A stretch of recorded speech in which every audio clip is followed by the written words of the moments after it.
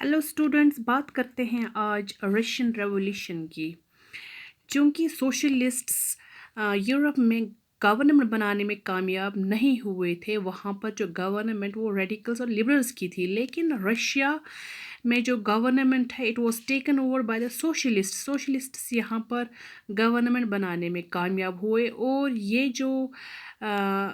Event जो था it took place during the October, so इसको हम अक्टूबर रेवोल्यूशन भी कहते हैं। एंड इन 1917 में ये अक्टूबर रेवोल्यूशन के ज़रिए जो है रशिया में गवर्नमेंट और सोशलिस्ट्स ने बनाई। और इसी के साथ ही रशिया में जो मोनार्ची था वो इख्तिताम पजीर हो, यानी कि वो ख़त्म हो गया ऑन फरवरी 1917। चूँकि ये सब इवेंट्स अक्टूबर में हुए थे, इसलिए इसको अक्टूबर रेवोल्यूशन भी कहा जाता है। And the events of October revolution and it came to be known as the Russian revolution. 1914 में ज़ार निकोलस सेकंड उसने रूल किया था रशिया और its empire. And its empire it consisted of many countries like Finland, Latvia, Lithuania, Estonia, Poland, sparts, Ukraine and Belarus. और जो major religion जो Russia का था it was Russian orthodox Christianity. और ये एम्पायर जो था Russian empire it also include Catholics, Protestants, Muslims and बुद्धिस्ट्स।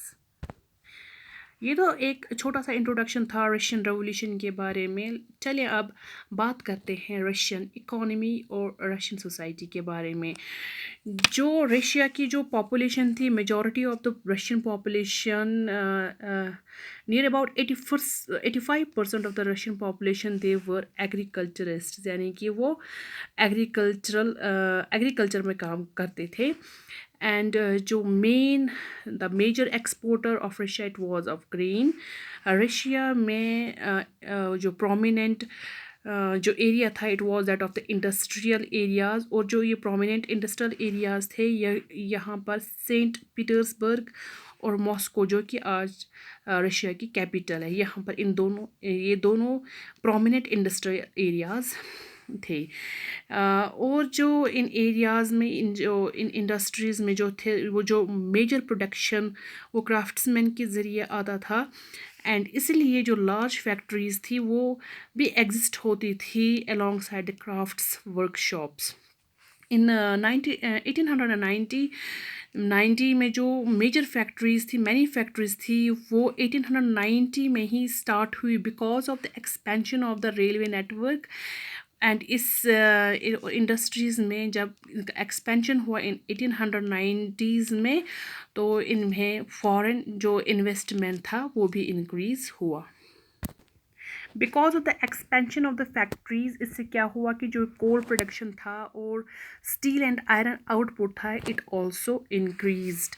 And most of the industries मगर जो यहाँ पर थी वो इंडिविजुअल्स की प्रॉपर्टीज़ थी, लेकिन गवर्नमेंट भी सुपरवाइज करता था इन बड़ी बड़ी फैक्ट्रीज़ को टू इंश्योर दैट कि लोग जो है to ensure minimum wages and limited hours of work, ताकि जो इनको ज़्यादा आवर्स काम ना करना पड़े। लेकिन जो वर्किंग आवर्स थे they vary in craft units and small workshops. For example जो working hours in craft units और स्मॉल वर्कशॉप्स में थी 15 आवर्स थे, जबकि फैक्ट्रीज़ में 10 से 12 घंटे ही वर्कर्स काम किया करते थे। इससे क्या हुआ कि वर्कर्स जो थे उन्होंने अब स्टार्ट किया to make small social groups, या फिर ऐसे भी ग्रुप्स बनाए जाते थे that depended upon the skill. जो जितने माहिर हुआ करते थे उसकी बेसिस पर भी ग्रुप्स को डिवाइड किया जाता था। एज जो मेटल वर्कर्स थे दे वर वेरी स्किल्ड वर्कर्स, सो उनको इन वर्कर्स का हेड कंसिडर किया जाता था। अब जहाँ पर वर्कर्स का सवाल आता है तो जो विमेन थी उन्होंने भी फैक्ट्रीज़ में काम करना स्टार्ट कर दिया था। लगभग 31% ऑफ द फैक्ट्री लेबर जो था वो विमेन की तरफ से आता था। लेकिन विमेन को चूँकि हर एक जगह यहाँ पर इनके साथ डिस्क्रिमिनेशन होता था, ये काम तो करती थी, बराबर برابر ورکنگ آورس کرتی تھیں لیکن ان کو جو ویجز تھی وہ بہت دیور پیڈ لیس، بہت کم ملتا تھا. یہ تو تھی وومن کی بات. لیکن جو یہاں پر major land of the Russia ہے، they were cultivated, it was cultivated by the peasants. لیکن جو لارج پراپرٹیز تھی وہ نوبلٹی کے پاس تھی، یا تو پھر کراؤن یا پھر آرتھوڈکس چرچ کے پاس تھی. سو پیزنٹس نے بھی احتجاج کیا. They also divided on religious basis, اور وہ نوبلٹی جو تھے ان کی نوبلس کی عزت نہیں کرتے تھے. وہ کیا چاہتے تھے؟ وہ چاہتے تھے کہ جو نوبلس کے پاس لینڈ ہے وہ ان کو ملے. اس لیے انہوں نے کیا کیا، انہوں نے پروٹیسٹ اسٹارٹ کیے. They refuse to pay rent and they even murdered landlords. Thank you.